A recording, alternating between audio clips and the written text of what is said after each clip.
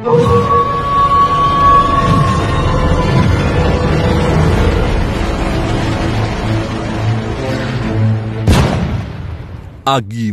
ni Paraon. Mga kagimat, meron pong nag-send sa akin ng private message, isang subscribers and viewers natin dito sa YouTube. Tapos sabi niya, tanong siya sa akin, bro, totoo ba tong sinasabi ni Father? Meron kasing pare na kumakalat na sa internet yung videos niya about sa mga demonic daw ang mga agimat, mga anting-anting at orasyon. So, i-decode natin yan mga kagimat, i-decode natin yan. So, actually, ang paniniwala na yan mga kagimat ay half-truth. Half-truth ang tawag dyan mga kagimat. Since ang mga pare, mga pastor is usually ang ganitong klaseng tao kasi is mga close-minded. Bali, hindi sila naniniwala sa ibang mga religion, ibang mga church. Dapat sa kanila lang kasi yung ibang church, ibang religion, ibang belief, ibang mga paniniwala, demonic na yan or imperno na yan, hindi, mali yan. So yung iba namang mga church, mga close-minded, mga stereotype yung iba, yung paniniwala nila ganun din, yung sila lang ang tama, yung ibang church naman mali. Ang Catholic at saka non-Catholic at ibang mga religion, walang tigil sa pagdebate until now. Nagdidebate pa rin at walang nananalo dito mga kagimat. Wala pang nananalo sa debate simula pa nung unang panahon. Okay, mga kagimat, half-truth lang paniniwalang satanic or demonic yan. Kasi ang nagsabi ng mga tao na yan is hindi pa naka-experience, hindi pa nakaranas ng mga anting-anting, agimat at orasyon. Though hindi pa nila yan pinag-aralan at hindi sila naniniwala kasi close-minded sila. Once na meron sila narinig na yan, evil na yan, demonic na yan, sarado na. So, hindi nila yan napag-aralan. So, yan ay i-decode natin ngayon. I-decode natin ang mga orasyon, mga anting-anting, kung anong laman yan. Meron ako pakita sa inyo kung i-proof ko na hindi lahat demonic. Half-truth na demonic siya kasi meron talagang demonic. Merong sa demonyo at meron talagang sa Diyos. Okay mga kagimat. Kahit pa sabihin natin mga kagimat na i-explain ko ngayon, meron pa rin tao na or taga church na hindi maniniwala sa sinasabi ko kasi close-minded sila. Tapos kahit mamabak-tumbling pa ako dito para paniwalaan ako, meron talagang tao na hindi maniniwala sa akin.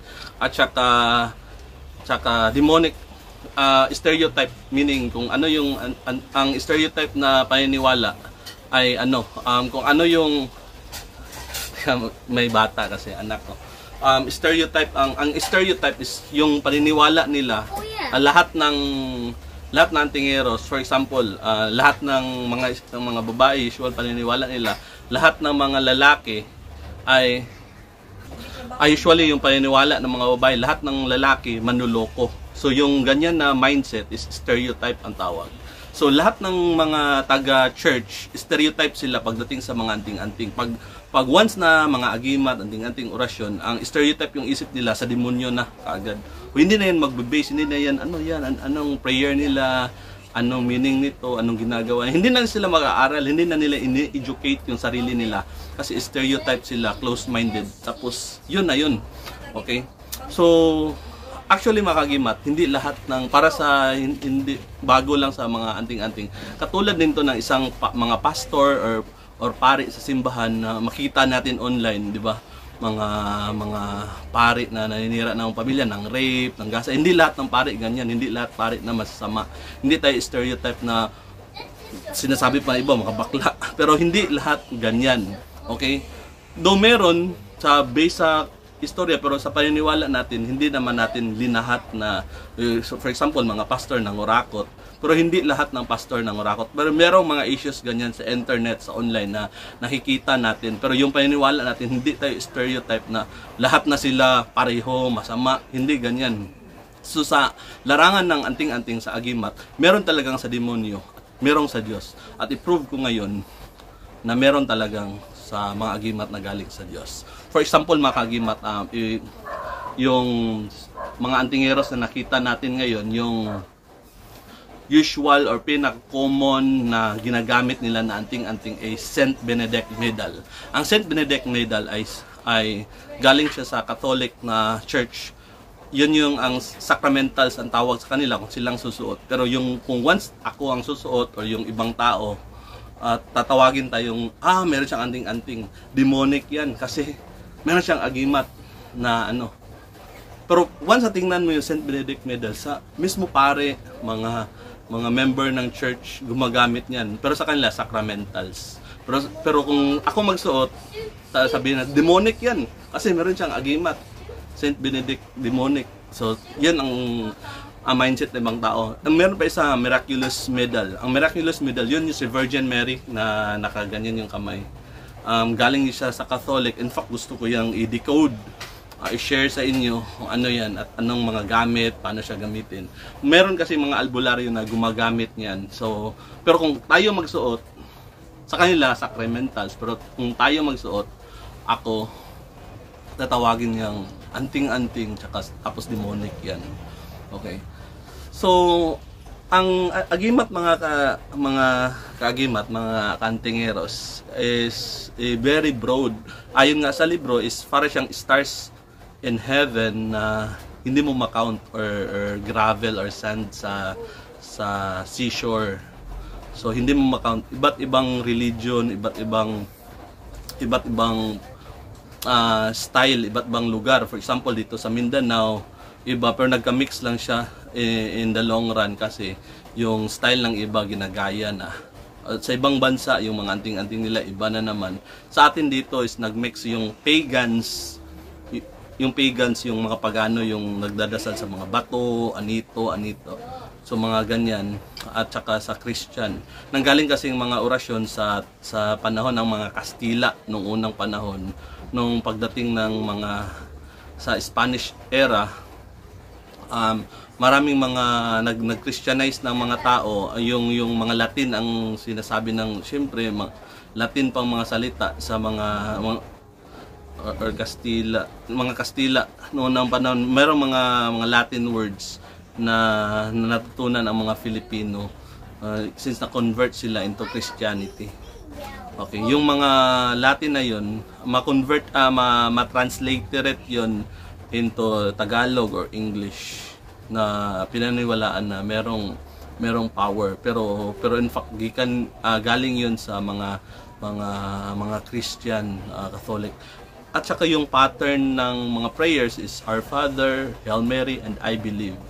Ang prayer na yan is hindi yan demonic, hindi yan galing sa evil spirit. Pero pero yung ibang mga antingeros, mga kaagimat, ang style nila is meron talagang demonic. Merong mga orasyon na sa demonyo, meron ding sa engkanto, merong kung hindi mo base sa experience ko, sa nakita ko sa mga orasyon, merong mga orasyon talaga na sa devil. Kasi yung nagpa-empower ang orasyon pala, mga agimat, is a Latin word, meaning sa English is prayer, sa Tagalog is dasal. Short prayer siya. Sa panahon pa kasi ng Kastila, orasyon.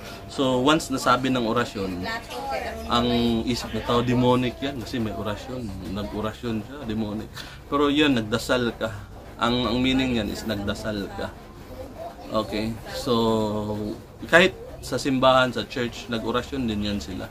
Pero hindi lang orasyon ang ginagamit na term is dasal. Pero same lang yan.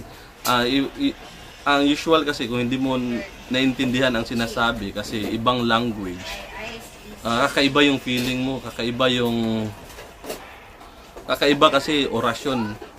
Merong pinaka very common na mga inuusal ng mga antingeros, lalo na yung mga manggagamot, mga albularyo, sinasabi ng pare na satanic daw, demonic. Ang usual na inuusal nila is yung Jesus Emmanuel, Messiah, Salvador del Mundo.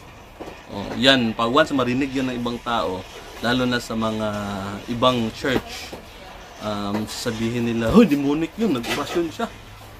Orasyon siya. Pero ang meaning yun ng Jesus Emmanuel, Jesus the Messiah, Savior of the world.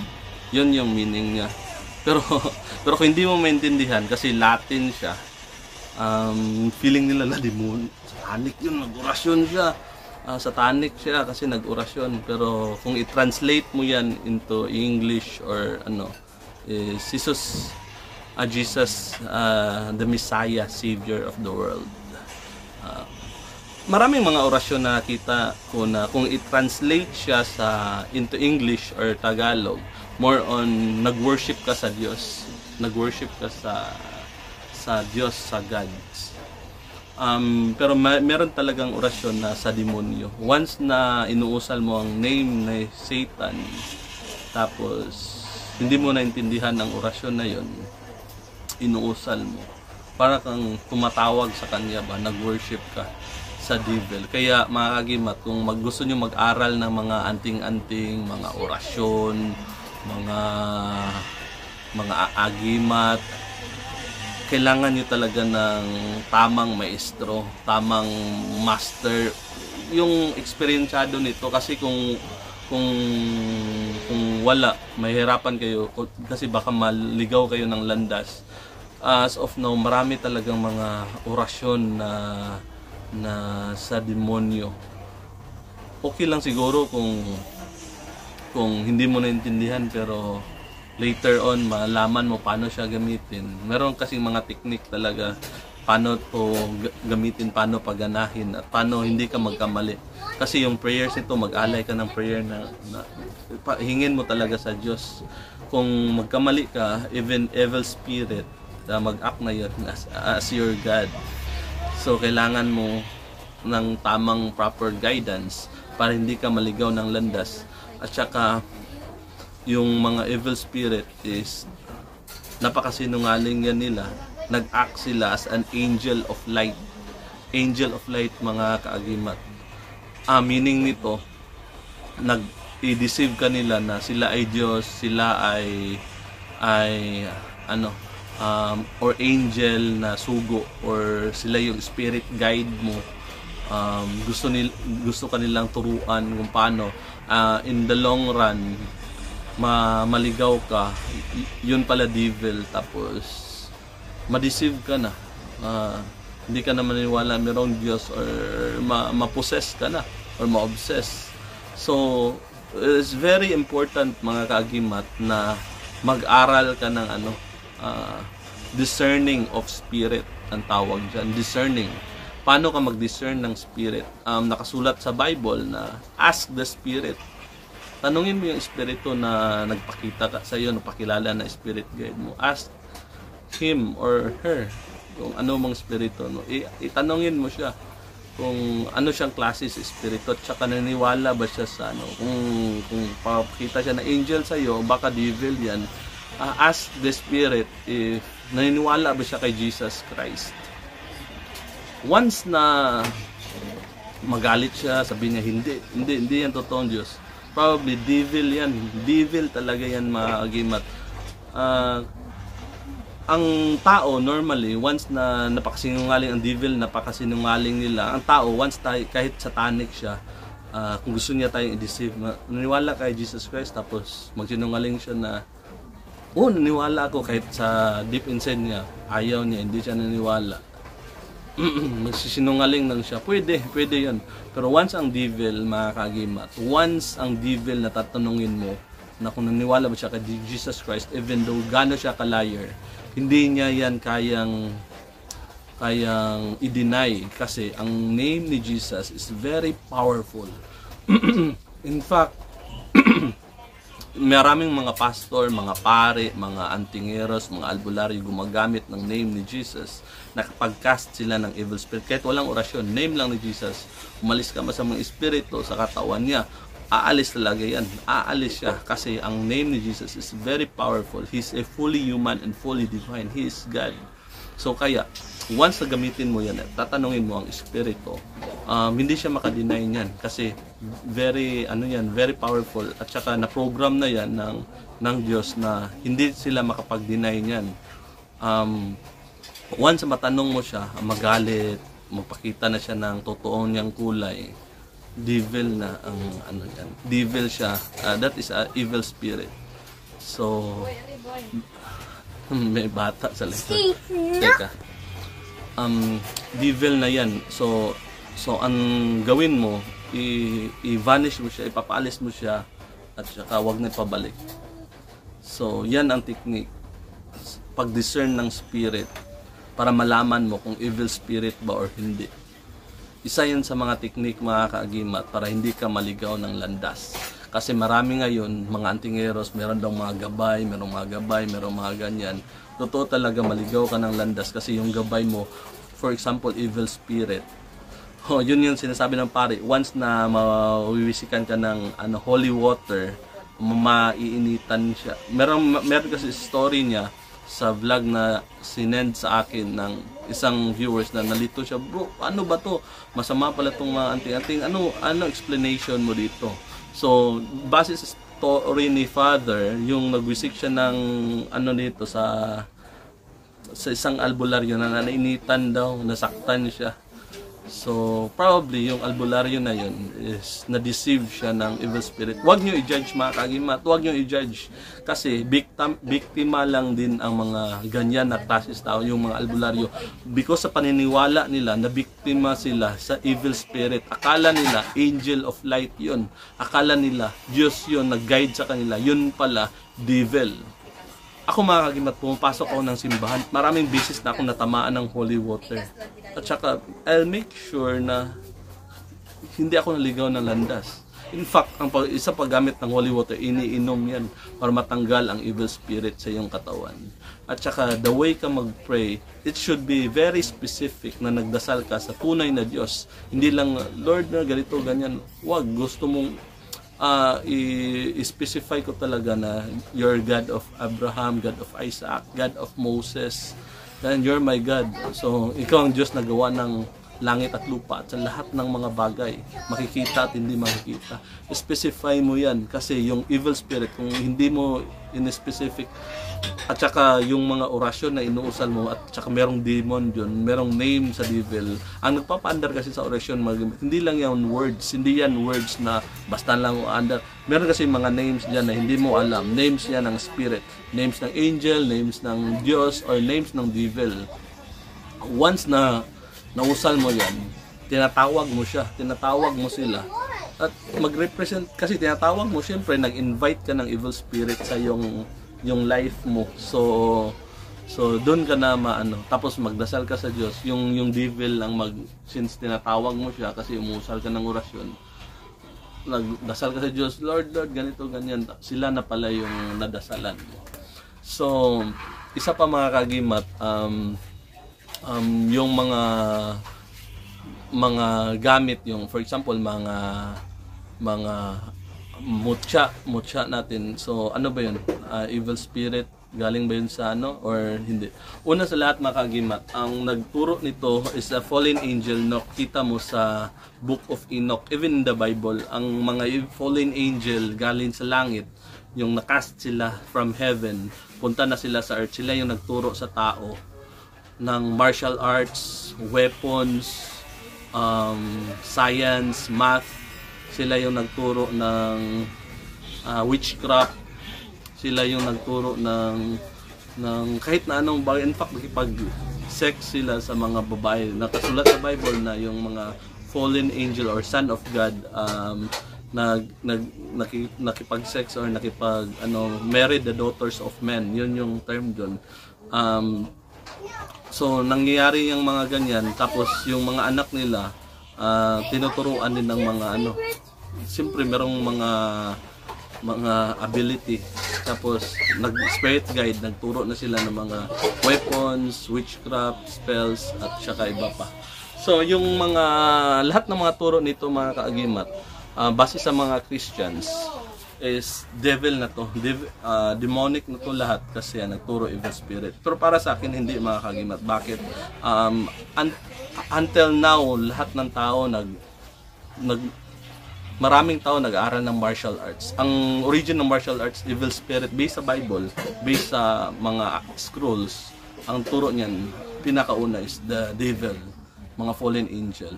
At saka yung mga herbs ginagamit sa witchcraft, hindi, para sa kanila is devil yan, demonic. Pero para sa akin hindi. Depende sa tao kung paano gumamit. Kasi yung tao is tayo yung mayroong masamang intention. But ang nagawa kasi sa lahat ng mundong to is ang Diyos. At saka depende na yan kung paano natin gamitin. Halimbawa, garlic. Ang garlic ginagamit sa witchcraft pero ginagamit natin sa pagluto. But hindi ibig sabihin ang garlic ay devil or demonic siya. Kasi tayong lahat gumagamit ng garlic, kinakain natin yan. Isa pa ang ginagamit sa witchcraft, yung salt. Ang salt ginagamit siya sa witchcraft pero ginagamit natin sa pagluto. Ginagamit din ito sa simbahang Katoliko paggawa ng holy water. Ang holy water, mga kagimat, ay merong halong salt. Okay? Ang ginagamit siya sa witchcraft, pag-vanish ng mga evil spirit o pag-protect. Sa gawa nila circle, papalibutan sila ng asin tapos magawa ng ritual para yung evil spirit hindi makapasok sa kanila. So, well, pwede natin sabihin mali yun sa kanila, sistema nila. Pero yung salt, hindi yun devil, hindi yun demonic. Kasi, depende lang yun sa paggawa ng tao. Ganito din yun sa mga agimat, sa mga anting-anting. Halimbawa, itong kwintas ko, mga kagimat, ito ay, hindi ko na, next time ko na-explain to lahat. Pero, meron itong mga aura kung titingnan sa mga psychic. At saka kung isa sa ano mo dito, ma-feel, kahit hindi mo siya ipatong sa kamay, meron kang ma-feel na something energy. Pero kung gamitin to sa masama, pwede siyang demonic, pwede siyang sa devil. Pero nature kasi ito, ang mga anting-anting, mga mutya, nature yan, ang nagawa niyan, ang Diyos. I really believe na ang devil is very limited power at hindi niya kayang gumawa ng bato, gumawa ng sariling mundo. Kasi limitado lang yung kakayahan niya. Hindi siya omnipotent. Ang Diyos lang makakagawa nito lahat. Tapos, na-create to by nature. Pero depende yan kung gamitin mo anting-anting or gamitin mo siyang jewelry. Kaya mga kagimat. At saka, ang mga mutya, nung unang panahon, ang paggamit niyan is pinaduguan niya ng mga manok, inaalay at nag-offer ka ng animal sacrifice para sa mga evil spirit or mga demonic entities or mga elemental spirit like mga engkanto. Tumatawag ka sa kanya, nag-offer ka ng mga pagkain, animal sacrifice at iba pang mga rituals. Ginagamit nila yan para pag-empower ng mga agimat, mga anting-anting. But nowadays, mga kaagimat is hindi na yan usual na ginagamit. Though merong gumagamit niyan, sabihin na natin na masama yung sa kanila. Pero ang mga antingeros sa panahon ngayon, ay nagpe-pray na siya in a Christian prayer to empower the talisman or amulets. Christian prayers nang ginagamit. In fact, gumagamit sila tumatawag sila ng name ng God the Father, name ni Jesus, mga sikretong pangalan ng mga angels to empower for protection. At yung result ng mga kaagimat, the same. Umaandar yung padugo ng ritual ng manok. Tapos itong Christian prayers or Jewish God ang ginagamit, Christian and Jewish God. Kasi sa Jewish, ang mga Jews is more on God the Father. So, ang result, pareho din silang resulta. Though, merong mga panahon, mga kagimat, na nagka-clash to nung unang panahon, mag-gera. For example, may mga rebelde, sundalo, yun ang gamit ng iba, pulahan, greenan, putian, ano pang mga grupo na yan. Ma-observe mo kasi mga maraming patay ng mga ano doon, no? Mga, for example, mga tadtad, mga ganyan, o ilaga, o ano, maraming patay sa kanila. Ang gamit nila, ganito, ganyan. So, ma-observe mo kung sinong mas malakas, sinong mas matindi, at saka sinong talagang mas tested, So, doon mo isa sa ma-observe mo. Do parehong material, iba yung pagka-ritual nila, iba din dito pagka-bless dito, pag-empower nito. Pareho sila nag-empower. Meron akong kakilala makagimat, hindi siya nagdasal, hindi siya nag-offer ng mga rituals, wala lahat, kuha lang siya ng gamit, dinadala-dala niya. Ang mutya is hindi siya umaandar ng diretsyo in the long run, tsaka siya andar kung walang ritual. At nagamit niya yun, umaandar sa kanya kahit walang ritual, natural. Kasi ang mga mutya is naturally, meron talaga ng yung sariling energy, meron yung sariling gift ba. Mga agimat, balikan natin yung story nung pare na nagsabi siya na lahat ng mga anting-anting, mga agimat orasyon ay satanic. I really disagree, at saka mali yun na mentality, yung mga stereotype, yung mga close-minded na klase sa tao, lalo na sa mga church. Mali yun, mali ang paniniwala nila. Huwag kayong maniwala sa kanila, hindi porque na pare or pastor perfect na sila, kung ano yung sinasabi nila tama na yun. Huwag kayong maniwala, tao lang din yan sila, mga kaagimat, katulad din yan natin. Nagkakamali, nag-base sila sa kanilang opinion, nag-base din tayo sa, at do hindi tayo pareho ng understanding. Mga religion kasi, mga kaagimat, iba't iba ng understanding, iba't iba yung mga belief, iba't iba yung opinion natin. Lalo na kung close-minded ka, hindi ka naniwala sa iba, kung anong sinasabi ng iba, hindi mo pinaniniwalaan, kahit malay mo tama, di ba? Tama pala, mali pala itong paniniwala ko. Kung i-translate natin yung mga orasyon is meron pala talagang name ni Jesus dyan, name ng mga angels. So kahit man magkaiba yung paniniwala natin, mga kaagimat, iba yung opinion natin, iba yung understanding natin, iba yung paniniwala. Ang Diyos, mga kaagimat, is siyang nakakintindi sa atin kahit hindi tayo nagkakaintindihan lahat. Kasi kanya-kanya ng mga pride, hindi tayo nagkakaunawaan, pero ang Diyos, ang lahat ng to, He is omniscient or all-knowing God. Alam niya kung anong nangyayari sa mundo, alam niya kung bakit yung pag-iisip ko, kung paniniwala ko, opinion natin, iba sa kanila, iba yung paniniwala nila, hindi tayo nagkakaintindihan. Pero yung Diyos, naintindihan niya to lahat. Yung mga pagans, rituals, yung hindi Christian, itong Christian, Catholic, non-Catholic, meron pa mga antingeros, naintindihan niya to lahat, mga kaagimat. At meron siguro siyang purpose kung bakit ito nangyari. Basta ang pinaka-importante sa lahat is wag lang tayong manakit ng kapwa-tao. Tapos hindi ako galit, baka sabihin ni Father, makita niya to, galit ako. Hindi ako galit, in fact masaya ako. In fact, kung magkaroon ng time, Father, gusto kita makilala in person at mag-usap tayo. Kung gusto ko mong magdasal sa akin, okay lang. Mag holy water ka, it's okay. It's okay. Open ako para dyan. Tapos I hope na maintindihan din ng ibang church kung ano talaga ang totoo. At i-open natin yung mind natin. Though hindi tayo maniniwala, siguro hindi ko kayo ini-invite na maniwala kayo sa amin, pero i-educate niyo. I-try niyo na makinig kahit konti lang. Educate niyo sarili niyo kahit hindi kayo maniwala nung una, makinig lang kayo. Tapos makikita ninyo na hindi pala lahat ng anting-anting or paniwala ng mga agimat masama or sa demonyo. Yung mga agimat, mga anting-anting, mga orasyon, simula pa to ng unang panahon. Wala pa si Jesus. Hindi pa isinilang si Jesus. Meron ng mga talisman, mga amulets mo, mga agimat. Until now, meron pa din. So, bakit kaya? So, mga kagimat, please like, share this videos, at click the notification bell. At kita-kita tayo sa susunod na video. Ako ang inyong kaagimat na si Paraon. Marami pong salamat sa inyong panunood.